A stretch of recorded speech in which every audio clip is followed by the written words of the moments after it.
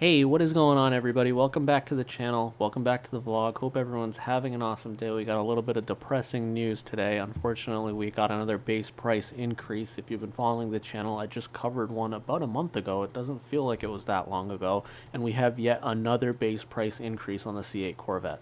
As unfortunate as it is, I don't think it's a coincidence that this increase comes just 4 days after a horrendous inflation report that inflation's now creeping back up. But this is the nature of the climate that we live in, and unfortunately this is just the nature of what we're going to have to deal with. And for Corvette Nation, I just want to get straight to the facts and won't beat around the bush. You guys know how I like to do it on my channel. If you enjoy this content style, definitely go ahead and hit that subscribe button, give this video a big like, and share it with all your Corvette enthusiast fans, friends, and family. The only off-topic thing that I will say is that I find it really weird that they made this price increase within the week of the configurator being live. We just were able to configure the C8 Corvette, the 2023 model year, play around with the pricing, and now that configurator is already out of date, and that information doesn't reflect these prices or the timeline that we'll cover that was in GM's memo to dealerships about this price increase. So a full breakdown, you can pause it if you want to take on this information and run it your own way, but the 1LT is going from $63,295 to $65,595. That's a $2,300 price increase, which will carry over the base model of the 1LT, 2LT, 3LT, coupe, or convertible.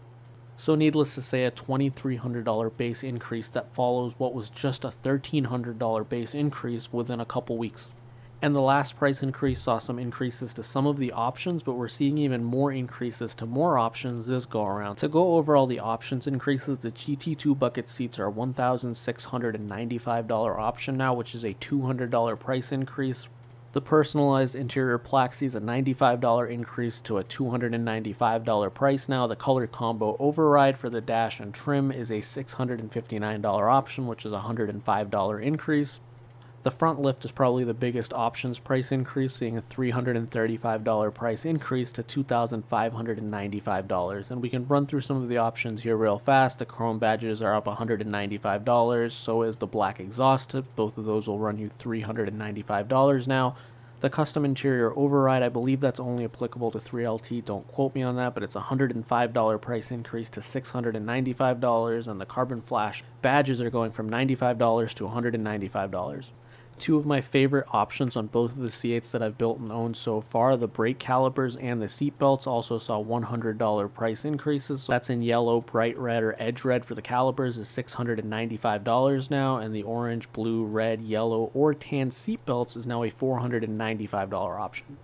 Individually, it's not much, but when you start adding all these options up, depending on how you choose to configure it, between the last price increase and this one, you're talking a few $1,000s that could make a difference in what your C8 Corvette comes in at.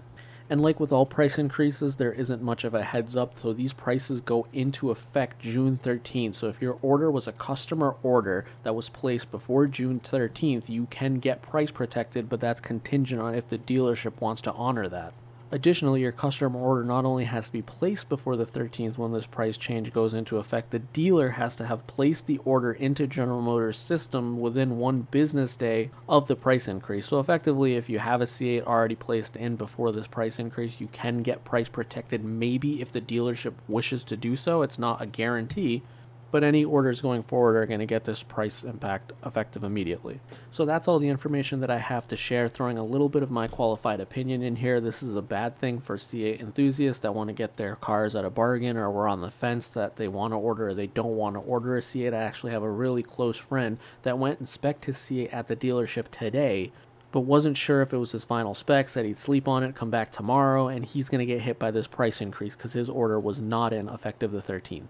At the same time, the silver lining is that now that they finalized the 2023 C8 Corvette pricing, I hope the Z06 pricing may be around the corner, and that's something that I know a lot of people, including myself, have been waiting to find out.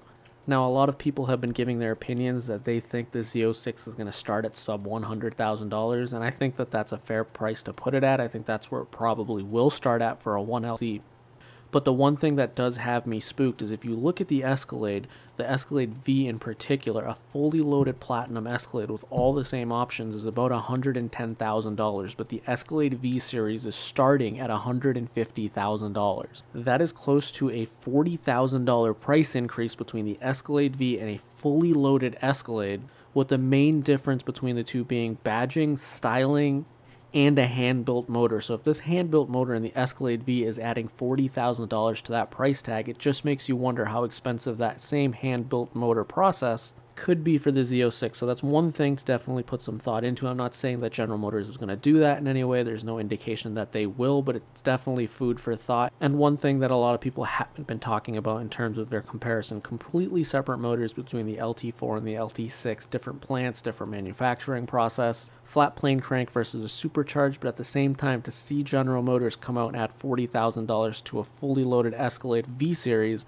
makes you wonder if they're looking to absorb some of the ADM they know is going to happen with these cars at the manufacturer level and kind of take away some of that playing game from the dealership, as well as curb some of the initial demand and rush by pricing certain people out of the market.